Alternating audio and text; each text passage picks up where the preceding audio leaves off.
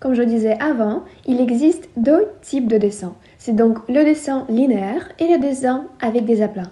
Le dessin linéaire, c'est quelque chose qui ne contient qu'une seule ligne. Ça peut parler par exemple d'une silhouette, d'une forme, ça peut être assez abstrait, ça peut raconter une histoire ou au contraire être assez minimaliste. Le dessin avec des aplats, c'est un dessin accompli avec des ombres, les demi-ombres et la lumière. Donc c'est un dessin qui transmet cette impression de volume, cette impression de quelque chose de très réaliste. Observons ça sur un petit exemple. Je vais dessiner un cube. Et cette première interprétation de cette figure géométrique, ça va être un dessin linéaire. Mais s'il s'agit de dessins avec des aplats, donc dessins avec le clair-obscur, je vais tout de suite mettre des ombres, les demi-ombres, je vais tout de suite comprendre d'où vient la lumière, où se trouve la source de la lumière justement. Je vais mettre ici des ombres portées, les ombres projetées, et etc. Comme vous voyez, la différence, elle est bien sûr visible. Donc sur la première interprétation, encore une fois, il n'y a qu'une seule forme. Tandis que sur deuxième option, on a déjà en fait toute cette étude poussée de volume, des ombres, la lumière et tout ce qui est entre ça. Dans cette interprétation linéaire, on ne peut pas tout de suite comprendre de quoi il s'agit. Ça peut être par exemple, je sais pas, une boîte en carton, ça peut être une cube en plâtre, ça peut être encore quelque chose, ça peut être une pierre, oui, une pierre précieuse ou pas. Vu qu'il n'a pas de précision, il n'y a qu'une seule ligne, donc il y aura beaucoup d'options de quoi ça pourrait être. Si vous voulez dessiner un visage humain, par exemple comme ça, avec une seule ligne, donc ça va être une silhouette et donc un dessin linéaire. Mais dans le dessin avec des aplats, avec des ombres, etc., là, on commence déjà à préciser la forme. On commence à mettre des ombres, les demi-ombres, la lumière et toutes les autres choses possibles pour cette précision tellement importante pour que la personne puisse même reconnaître de qui il s'agit, qui est représenté et tout ça. Et maintenant, on va parler plus précisément de techniques graphiques qu'on utilise plus souvent. C'est donc les techniques que j'ai déjà évoquées auparavant. Ce sont des hachures et des aplats. Les hachures, ils se reposent sur une ligne droite et quelque chose d'assez précis, quelque chose d'assez mesuré. Tandis qu'en travaillant avec des aplats, ça reste toujours un peu flou. C'est comme si vous voyez la brume qui se fonçait, s'éclaircissait en même temps. Autrement dit, la technique avec des grands aplats, ou justement avec des aplats, c'est la technique de l'estompage. Ça vient du verbe estomper, diffuser. Ce qui veut dire que c'est vraiment une technique qui n'a pas de bord, qui n'a pas de contraste. Il peut bien sûr avoir des endroits foncés, les éclairs et toute la compagnie. Les hachures, c'est quand on travaille vraiment avec plusieurs lignes, et chaque ligne, chaque trait va être parfaitement droit. D'où vient en fait nos exercices qu'on faisait tout à l'heure. C'est très important dans les hachures de maîtriser cette notion de ligne. Et maintenant, on va passer à la partie pratique. Je vais vous montrer à quoi ça ressemble. Regardez, donc les hachures, c'est quand on met des traits droits l'un à côté de l'autre. Donc c'est un ensemble de lignes droites. Ici, une erreur va être si vous hachurez par exemple avec des lignes un peu arrondies.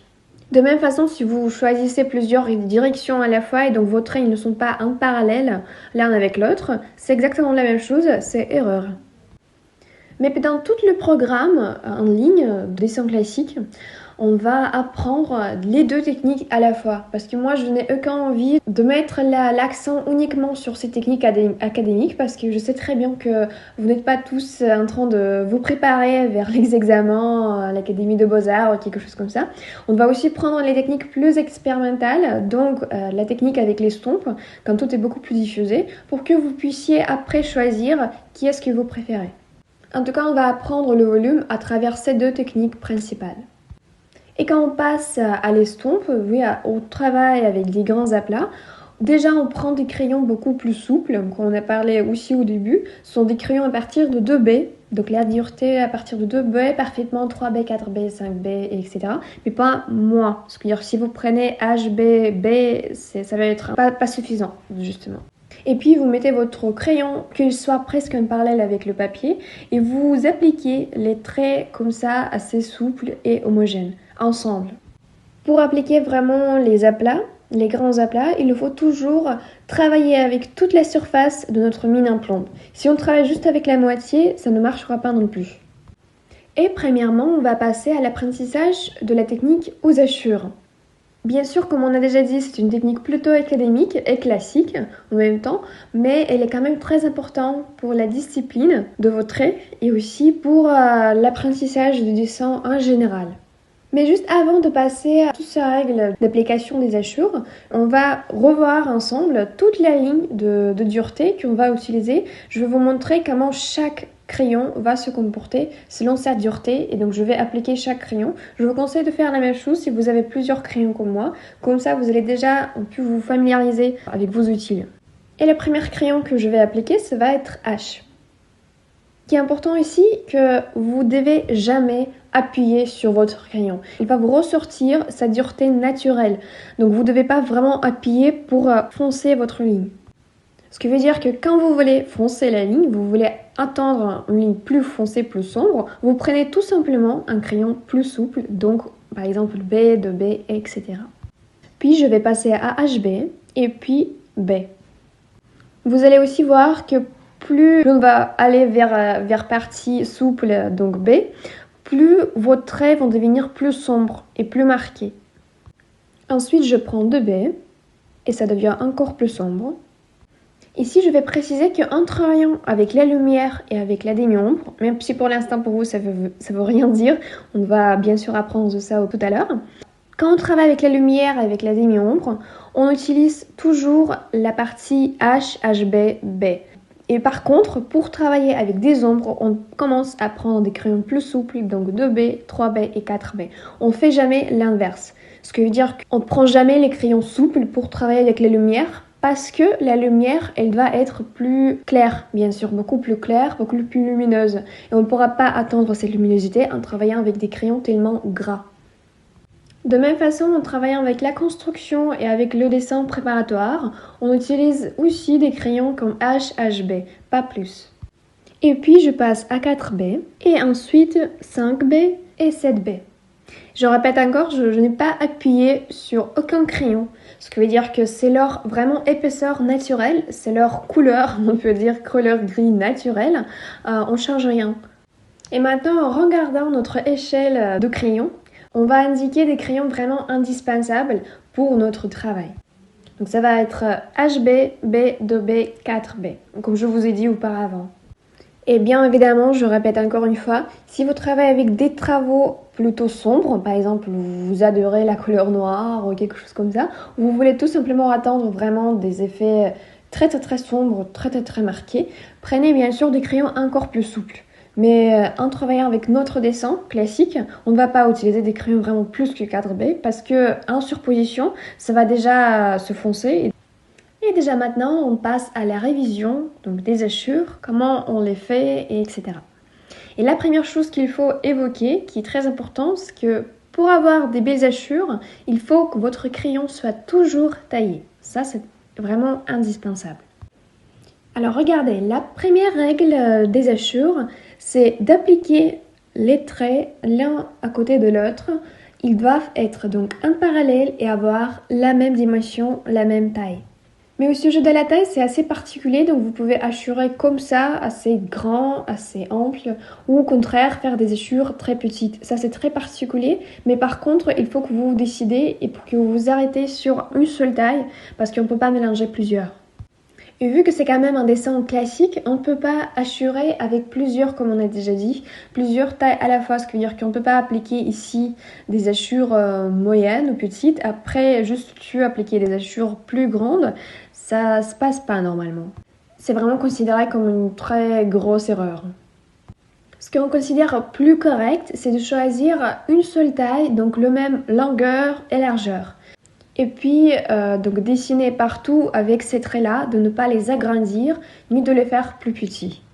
Mais par contre, ça ne veut pas du tout dire que vous devez, vous savez, aller partout avec votre règle et mesurer si chaque taille, si chaque trait était bien de cette taille-là, de cette longueur-là et tout ça. Ce n'est pas ça ce que je vous demande. Ça doit ressembler, bien sûr, ça doit être plus ou moins pareil. Ce qui veut dire qu'on ne fait pas, par exemple, longueur 10 mm et 5 mm. C'est un écart trop visible. Mais par contre, si vous vous trompez sur 1, 2, 3 mm, ce n'est pas mortel. C'est assez explicable tout simplement parce que ce n'est pas très beau au final, donc le rendu avec les traits, avec les tailles différentes partout, ce n'est pas très beau, ce n'est pas homogène, ce n'est pas donc ça ce qu'on recherche. La deuxième règle, c'est que vos hachures, vos traits, ils doivent être légers et clairs. Ce qui veut dire que la même chose, on n'appuie pas sur le crayon.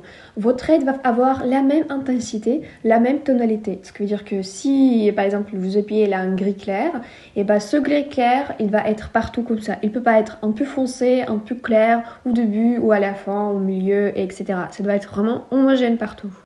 Et quand on parle des erreurs qu'on peut commettre en travaillant avec des hachures, c'est premièrement, comme on a déjà aussi dit, de ne pas arrondir vos traits. C'est vraiment pas joli du tout.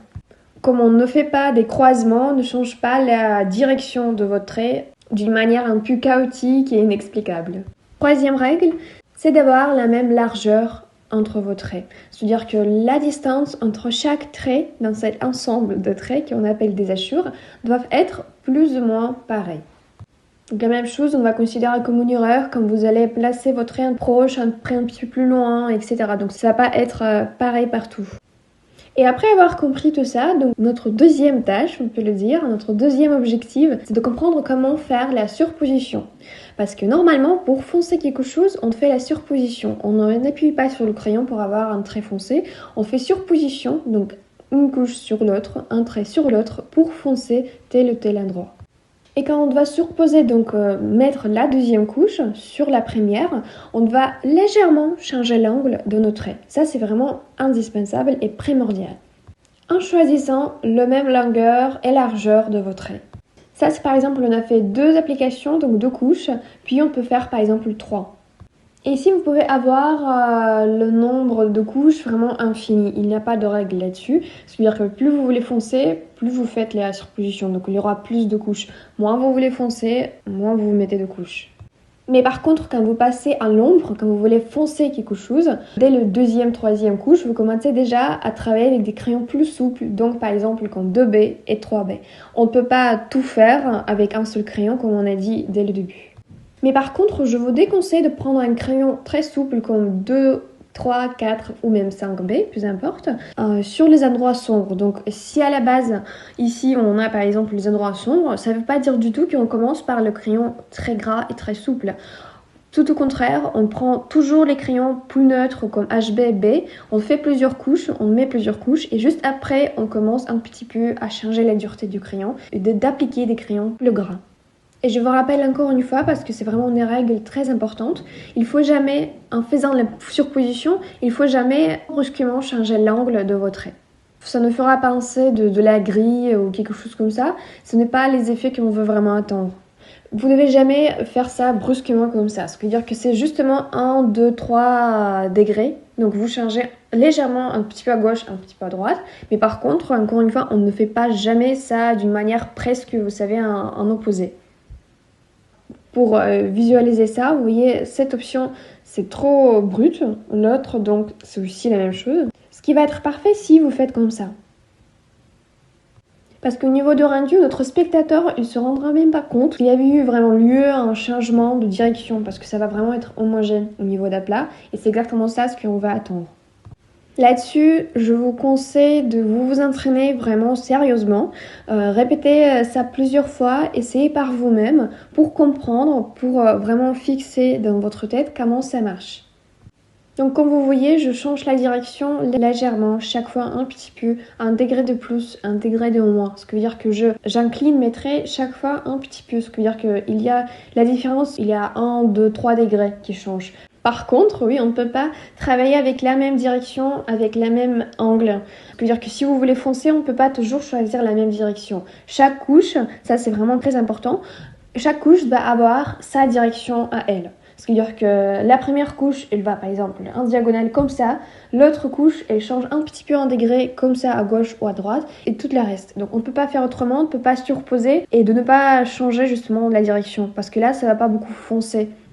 Et maintenant, on va voir comment on met des hachures les unes à côté des autres. Parce que c'est exactement ça ce qui se passe assez fréquemment. Imaginons que vous avez une surface comme ça, imaginaire. Et vous devez l'hachurer partout. Ça ne veut pas donc dire que vous devez prendre une taille de vos hachures très grande et très vaste et de remplir avec ces grandes hachures toute la surface de votre feuille, etc. En réalité, vous prenez toujours la taille naturelle, donc qui est vraiment laquelle vous êtes à l'aise, de vos traits, de vos hachures, et vous la mettez partout en utilisant donc la même taille, en les mettant les uns à côté les autres. Et pour que ce soit vraiment homogène et beau, on va voir maintenant les règles principales pour y arriver. Imaginons on vient d'appliquer une seule hachure, donc un seul trait, un seul ensemble de traits. Et puis après on veut mettre au-dessus aussi donc la même chose. Mais on va les coller les uns avec les autres sans qu'on le voit, sans qu'on ne l'aperçoive vraiment la différence. Et ici la première règle c'est de ne pas surposer justement vos traits au-dessus avec les traits au-dessous. Parce que si vous allez un petit peu surposer des bouts de vos traits, ça va foncer l'endroit au milieu où vous les croisez justement, vous les surposez les uns sur les autres, et ça va foncer cet endroit plus. Ce qui veut dire qu'on n'aura plus cet aplat homogène, ça va déjà être un peu avec des dégradés, ce qu'on ne souhaite pas. Et ici, deuxième règle, c'est de ne pas trop les éloigner. Donc ça, c'est aussi une erreur. Et sinon, on va avoir des espaces blanches entre nos hachures. Donc ça va créer un espace vide. On devra quand même y mettre encore des hachures, mais plus petites. Donc en gros, ça va quand même compliquer la tâche. Et donc troisième règle, et même pas règle, mais façon de faire, façon vraiment correcte et juste à faire, c'est de rassembler vos traits les uns avec les autres. Vraiment de mettre les bouts de vos traits au-dessus, au-dessous, à gauche, à droite, peu importe. Vraiment à côté de vos traits, de vos hachures précédentes. Ce qui ne veut pas dire du tout que vous devez, vous savez, continuer une ligne dans votre ensemble d'hachures, dans chaque trait, et de continuer ce trait dans l'autre trait. Ce n'est pas du tout ça ce qu'on recherche. Ça va juste visiblement être bien comme attaché, mais ça ne va pas continuer le mouvement, continuer chaque trait. Donc déjà ça.